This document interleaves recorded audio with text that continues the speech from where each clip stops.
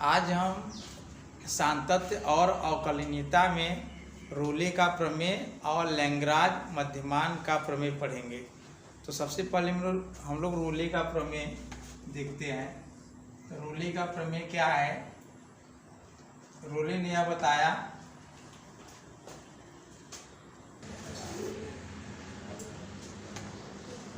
एक वास्तविक फलन f(x) लिया। क्या लिया? एक वास्तविक फलन f(x) लिया। ठीक, रोले ने क्या किया? बताया कि कोई वास्तविक फलन है। ठीक, और दूसरा पॉइंट f(x) जो है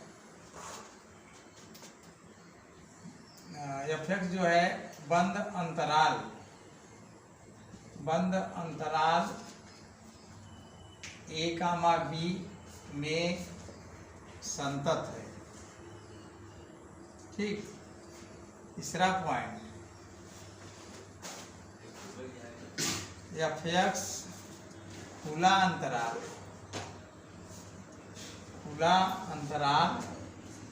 a, b में अवकलनीय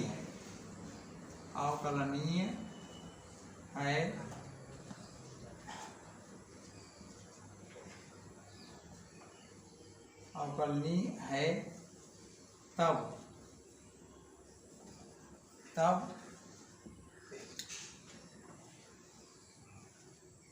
a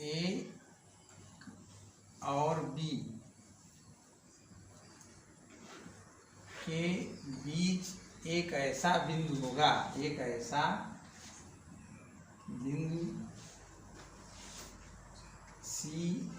होगा जिसके लिए f' बराबर 0। तो रोले ने क्या बताया? ध्यान से सुन लो, अभी हम इसको समझा दे रहे अच्छे से। कहा यदि कोई वास्तविक फलन f(x) है, उन्होंने एक वास्तविक फलन f(x) लिया। बताया गया कोई वास्तविक फलन f(x) है, वह फलन बंद अंतराल AB में क्या है? संतत है। बंद अंतराल खुला अंतराल क्या आता है? मैं थोड़ा सा उसको बता दे रहा हूँ, समझ लो। जैसे मान लो यहाँ पे 1 है, यहाँ क्या है? 2। ठीक है, अगर मैं ऐसे लिख दिया, इसका मतलब हो गया कि 1 से लेकर सारा 1 और 2 के बीच में 1 और 2 सहित और उसके बीच के जितने बिंदु है सब इसमें आ जाएंगे। इसको हम लोग कहते हैं बंद अंतराल। क्या कहते हैं? बंद अंतराल। यहाँ बंद कर देते हैं। देखो, इसमें 1 भी सम्मिलित होगा, 2 भी सम्मिलित होगा, 1 और 2 के बीच में जितने सारे बिंदु है सब सम्मिलित है।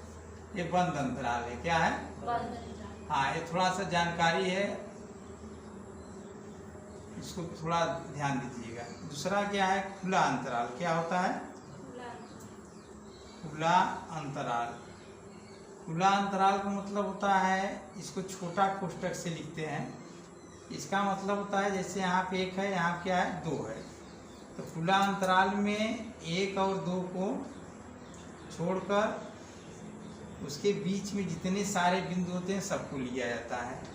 कहीं पर ऐसे लिखा है छोटा कोष्ठक में AB, तो समझ लो कि 1 और 2 को छोड़कर इसके बीच में जितने सारे बिंदु हैं सबको जो है हम लोग सबको लेते हैं। तो खुला अंतराल को छोटा कोष्ठक में। तो सबसे बड़ी बात, बंद अंतराल खुला अंतराल समझ गए ना? फिर से समझ लो, बंद अंतराल में कहीं पॉइंट लेना है, जैसे कहीं 1, 2 और क्लोज इंटीग्रल, इसको हम लोग कहते हैं क्लोज इंटीग्रल, क्लोज ब्रैकेट। क्या कहते हैं? क्लोज इंटरवल या बड़ा कोष्ठक, ऐसे समझ लो। इसमें क्या होता है कि हमें 1 को भी लेना है, 2 को भी लेना है, 1 और 2 के बीच में जितने सारे बिंदु हैं सबको लेना है। बंद अंतराल में। खुला अंतराल क्या होता है? 1 को छोड़ना है, 2 को छोड़ना है, इसके बीच में जितने सारे बिंदु है सबको लेना है। ये बंद अंतराल हो गया। इस कोष्ठक ऐसे लिखा है और ऐसे लिखा है, बड़ा कोष्ठक में 1, 2 और छोटा कोष्ठक में 1, 2। ठीक, ऐसे लिखा है, दोनों में अंतर है। अभी तक तुम लोग कक्षा 10 तक 11 तक जो कुछ भी पढ़ते आए हो, तो कक्षा 10 तक यही जानते हो कि ये दोनों एक ही है ना। आज से जान लो कि ये दोनों अलग अलग है। समझ में आया? अच्छा, एक दो बात यह याद करना है। और तीसरी बात, एक बात और याद करो, जब हम किसी फलन का DDX लेते हैं, जब हम किसी फलन का DDX करते हैं, तब उस फलन का प्रवणता ज्ञात होता है। क्या ज्ञात होता है? प्रवणता। तीसरा बात, तीसरा मैं कहाँ लिख दूँ? यहाँ पर मैं लिख दे रहा हूँ।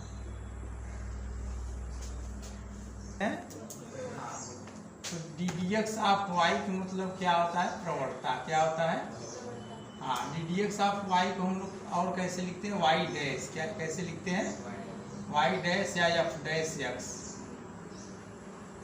चाहे वाला लिखो चाहे लिखो, ठीक है, चाहे y डैश लिखो, ऐसे कहीं तो उसको हम लोग क्या बोलेंगे? प्रवणता। ठीक है, बात समझ में आया ना? जब ये इतना सारा बात पता रहेगा तब हम रोले का प्रमेय को अच्छी तरीके से समझेंगे। फिर से एक चक्कर समझते हैं। बंद अंतराल का मतलब 1 और 2 सहित इसके बीच के सभी बिंदु को लेना है। खुला, इसको बड़े कोष्टक में 1,2 से लिखते हैं। खुला अंतराल में होता है 1 और 2 को छोड़कर बीच के जितने सारे बिंदु सबको लेना है।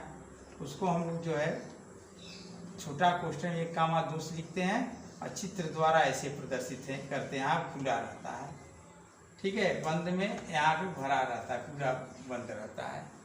एक बंद अंतराल हो गया, खुला अंतराल हो गया। और प्रवणता, जब हम किसी वक्र का लेते हैं, मतलब किसी वक्र का इसके सापेक्ष अवकलन करते हैं, तब वक्र का प्रवणता ज्ञात होता है। क्या ज्ञात होता है? प्रवणता। उसको हम लोग f डैश x से करते हैं। तो 1 2 3 बात पहले पुराना है, इसको याद कर लीजिए। उसके बाद जब इतना हो जाएगा तब हम लोग रोले का प्रमेय समझते हैं। चलो, तो अब उसके आगे हम लोग चलते हैं। पहला है कि रोले ने बताया यदि कोई वास्तविक फलन f(x) है,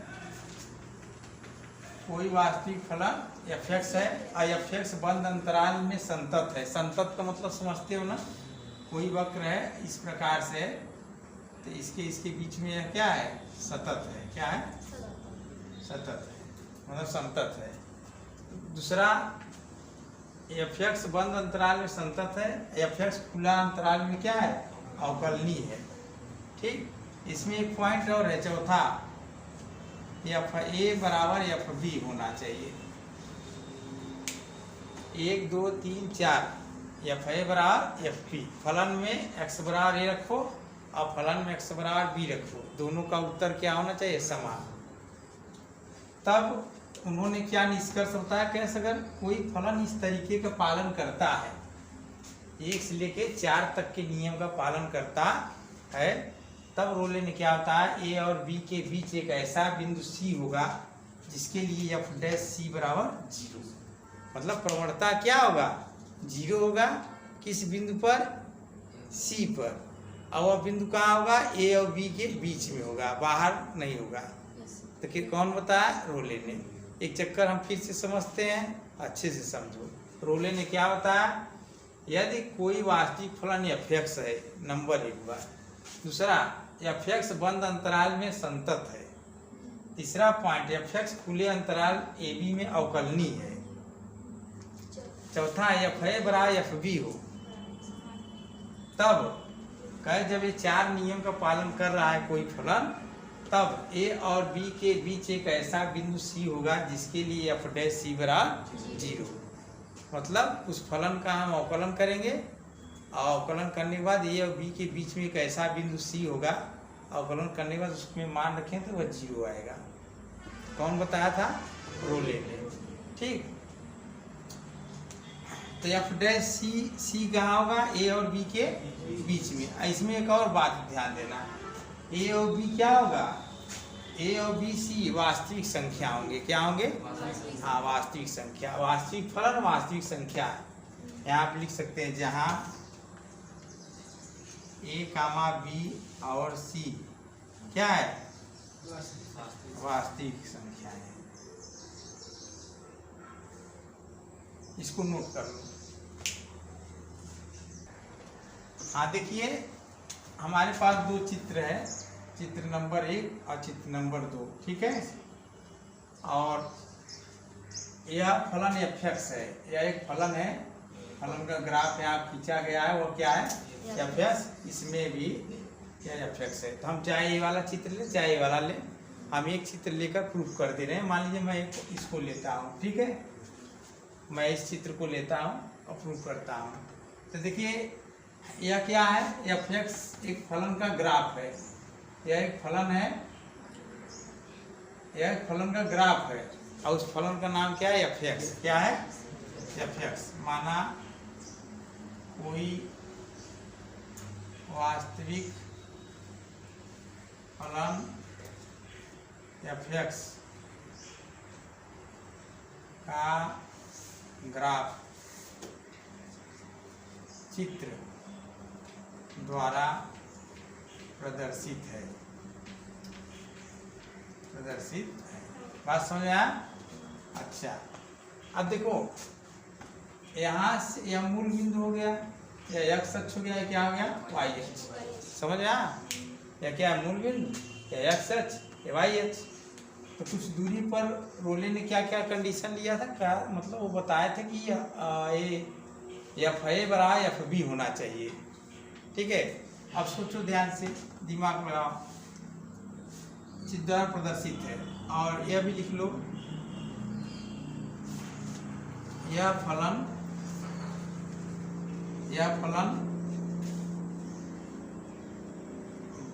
बंद अंतराल AB में क्या है, संतत है तथा खुला अंतराल A, B में अवकलनीय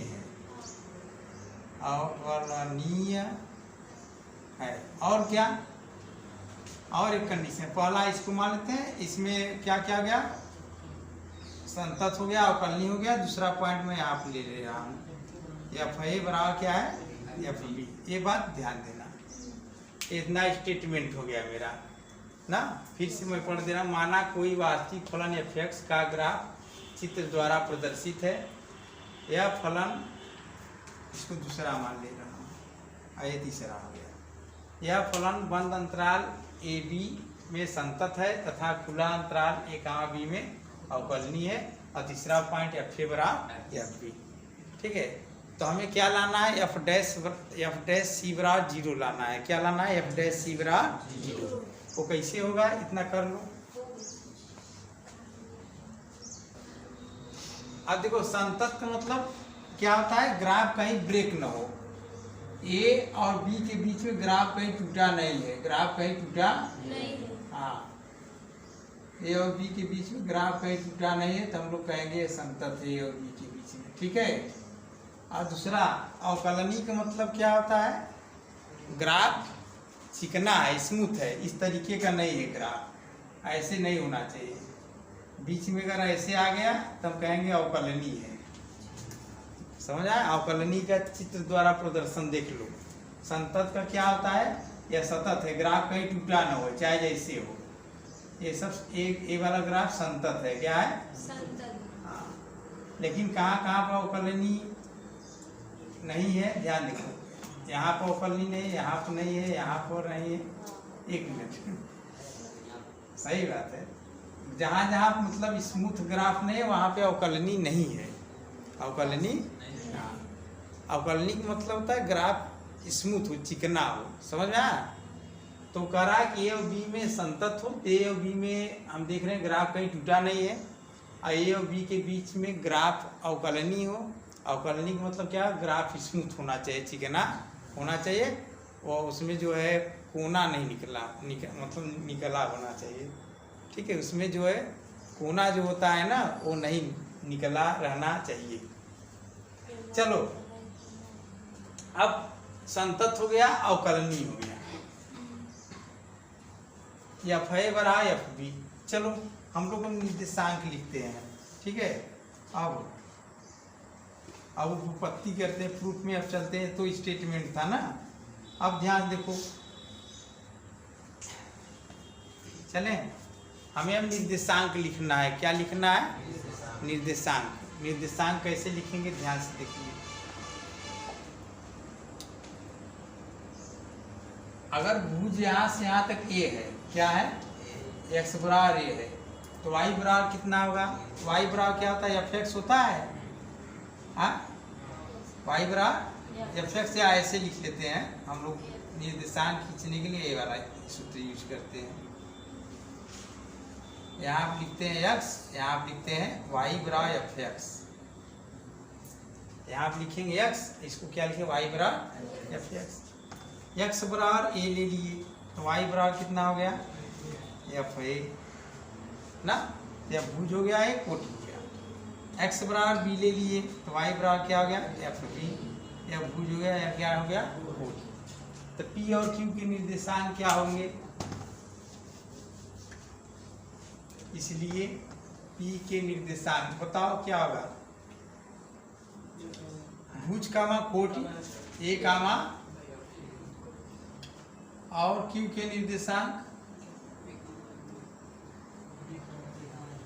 कितना होगा? b कामा f b। निर्देशांक छोटा कोष्ठक में लिखा जाता है कामा देकर।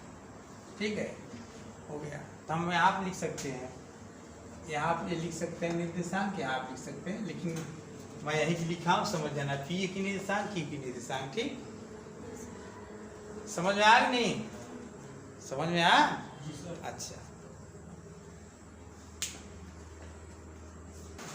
हाँ देखिए,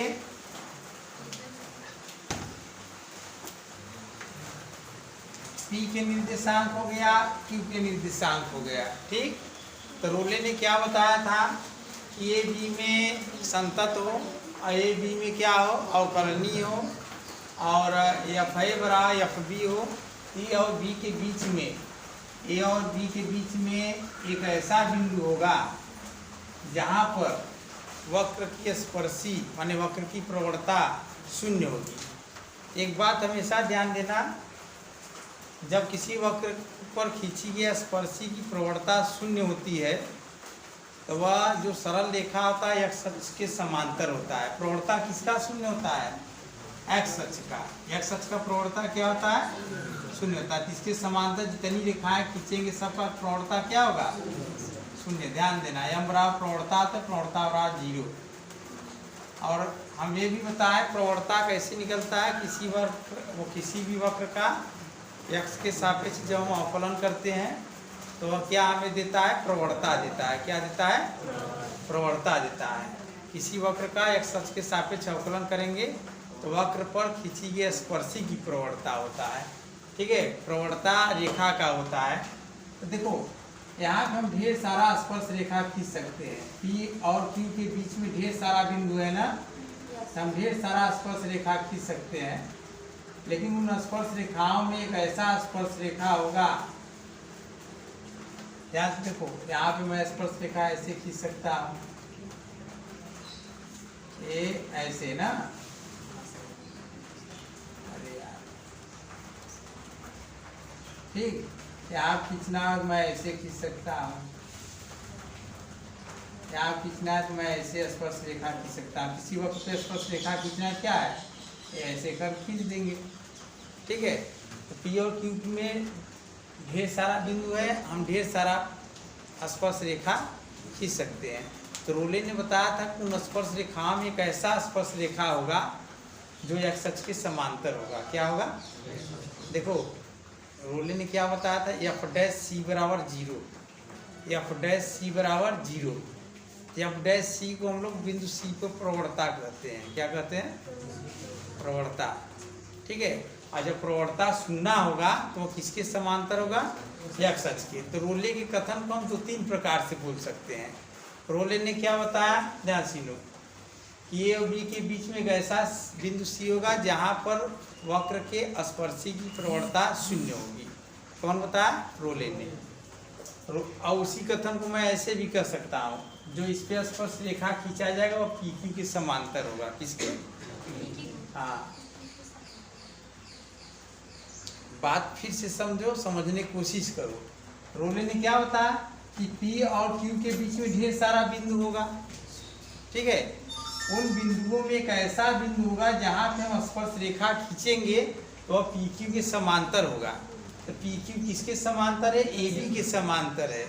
ए बी क्या है? एक्स अक्ष पर है ना, समांतर। जब एक्स अक्ष के समांतर कोई भी रेखा है तो सबका प्रवणता शून्य होगा। सबका प्रवणता क्या होगा? शून्य होगा।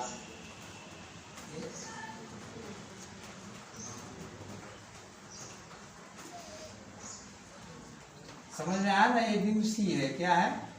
सी। इसको हम लोग कहेंगे सी गामा एफ सी, ये वाला बिंदु को, ठीक है। तो एक्स अक्ष का प्रवणता क्या होता है? शून्य होता है। एक्स अक्ष के समांतर पी क्यू है, क्योंकि दोनों की ऊंचाई क्या है? बराबर है। यह रेखा भी समांतर होगी किसके? एक्स अक्ष के, और इसके समांतर यह होगा, ठीक है। इसके समांतर क्या होगा? क्या होगा? तो जो इसकी प्रवणता होगी वह इसकी होगी और वही इसकी होगी। तो चलो हम लोग पी क्यू की प्रवणता निकालते हैं। किसकी? हाँ, रेखा पी क्यू की प्रवणता। यहाँ से अब रेखा पी क्यू की प्रवणता क्या होगा? y2 माइनस y1 बटे x2 माइनस x1। तो रेखा पी क्यू प्रवणता हम निकालते हैं, लिखते हैं एम पी क्यू बराबर y2 के स्थान पे F B minus F A, नीचे बी माइनस ए। नहीं समझे क्या? या x1 या y1 x2 y2, यह दोनों बराबर है। कौन बोला? रोले ने। रोले ने क्या बोला था? ये दोनों क्या है? बराबर है। ये दोनों बराबर हैं। एफ ए बराबर एफ बी दिया है प्रश्न में, मतलब कथन में। तो एफ ए के स्थान में एफ बी में रख सकता हूँ और बी माइनस ए। एम पी क्यू बराबर 0 बटे बी माइनस ए।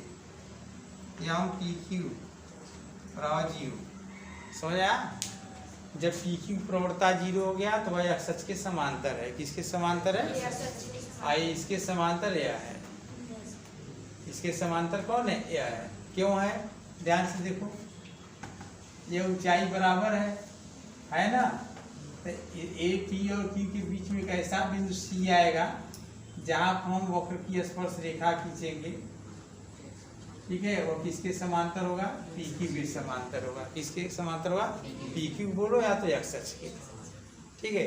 तो एम पी क्यू को हम लोग क्या लिख सकते हैं? एम पी क्यू माने पी क्यू की प्रवणता को हम लोग क्या लिख सकते हैं? एक्स अक्ष की प्रवणता, या इसको कुछ मान लेते हैं। क्या मान लें? ए बी पी क्यू का मान लें एम एन। हाँ, एम एन, इसको नोट कर लो। हाँ, देखो प्रवणता को हम लोग क्या कहते हैं?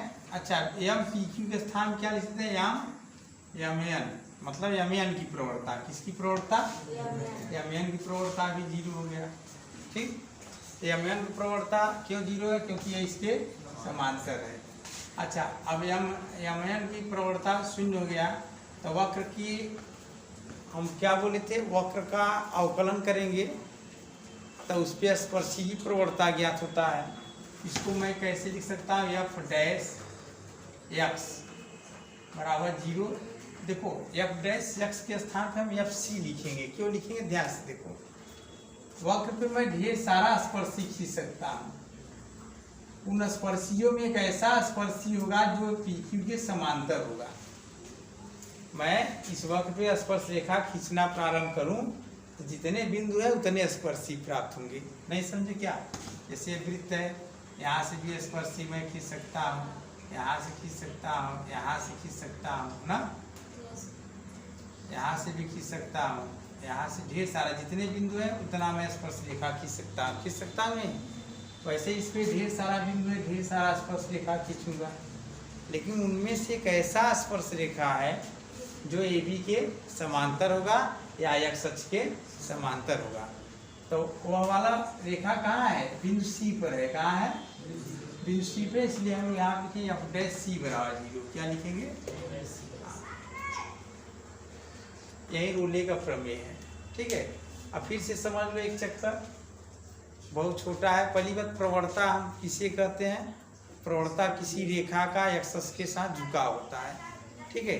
जब वक्र का हम एक्स के सापेक्ष अवकलन करते हैं तो वक्र के प्रत्येक बिंदु पर खींची गई स्पर्श रेखा प्राप्त होता है। जैसे ध्यान से देखो,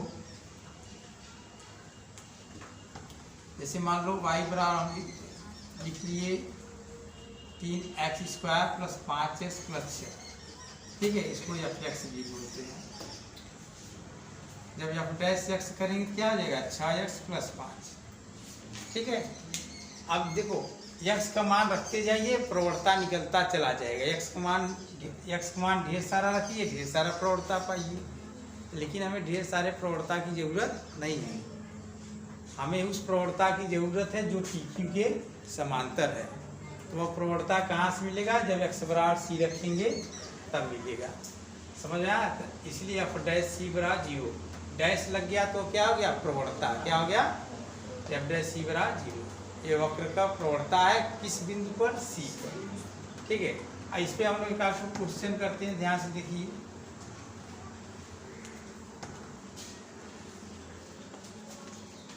आदि एक क्वेश्चन है, अंतराल 1,3 पर फलन f(x) x⁻³ - 6x² + 11x - 6 के लिए रोले के प्रमेय को सत्यापित कीजिए।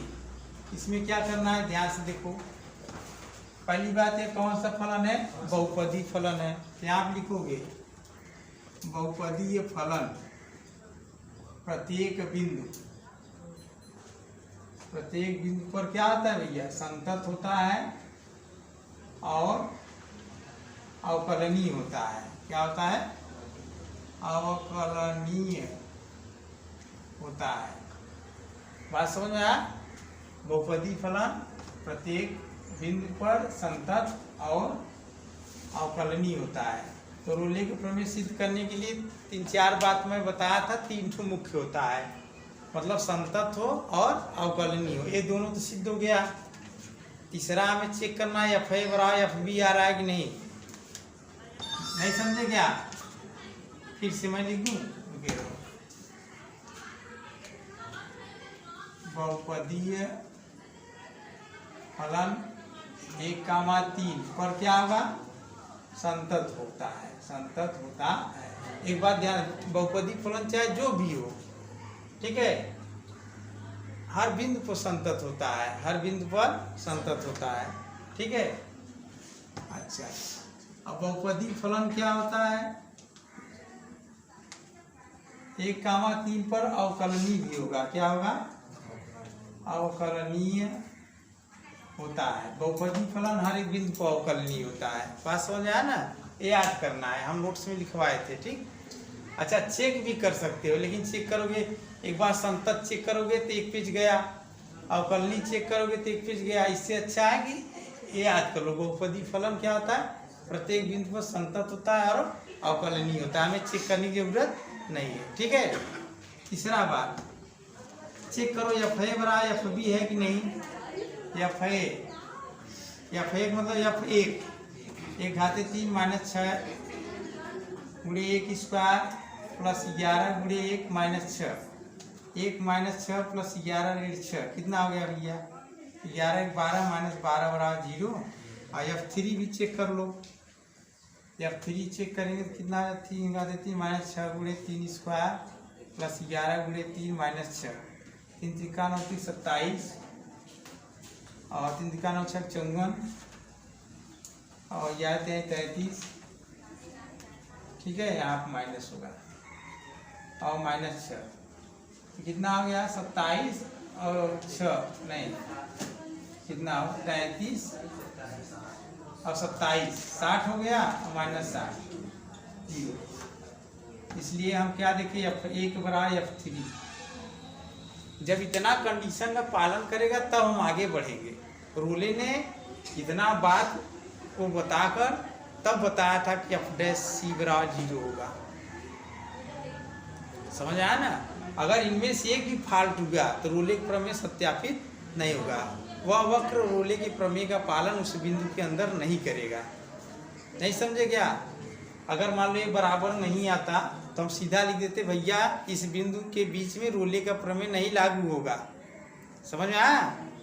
नहीं समझे क्या? अगर ये इस बिंदु पर अवकलनीय नहीं होता तो सीधा तो इसके आगे मुझे नहीं लिखना है रोले का प्रमेय नहीं लागू होगा। इस बिंदु को संतत नहीं होगा तो हम लोग सीधा कहेंगे रोले का प्रमेय लागू नहीं होगा। तो रोले का प्रमेय लागू होने के लिए 3 बात जो है एकदम अच्छे से मतलब 3 नियमों को पालन करना आवश्यक है। ठीक है? और जब ये तीनों हो जाएगा तो हम लोग क्या करेंगे? हम लोग क्या करें एफ डैश एफ एक्स लिखेंगे। इसलिए एफ एक्स बराबर कितना है 10⁻³ minus 6x² plus 11x minus 6। F dash x निकालेंगे। क्या निकालेंगे? डैश का मतलब अवकलन बोलो। Minus 12x plus 11। ठीक है? बात समझ आया ना? क्वेश्चन लिख लिए हो तुम लोग ना? ध्यान से देखो। उसके बाद रोले ने क्या बताया था? जो एफ डैश सी मतलब सी किसके बीच में होगा? ए और बी के बीच में। 1 और 3 के बीच में सी आना चाहिए।